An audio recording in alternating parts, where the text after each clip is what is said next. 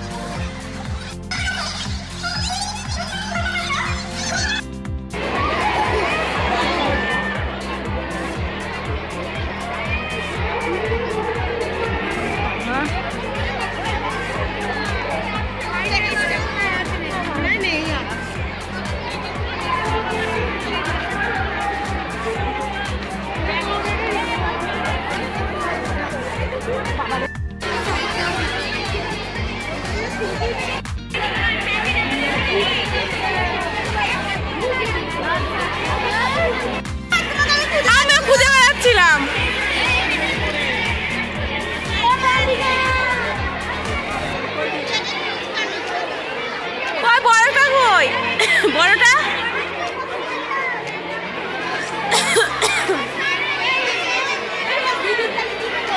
বাবা ঘেমে গেছে পুরো।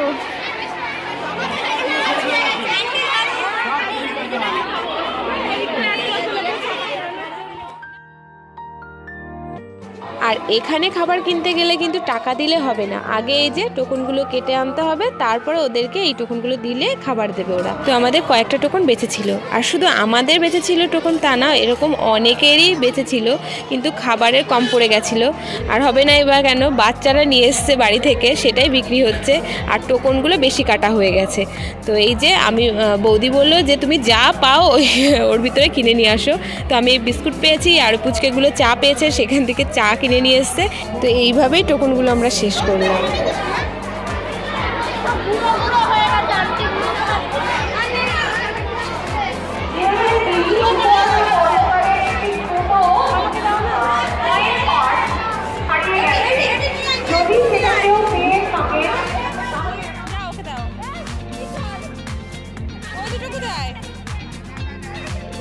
দেড়টা বাজতেই চললো, আর প্রায় সবার খাবার শেষও হতে চললো।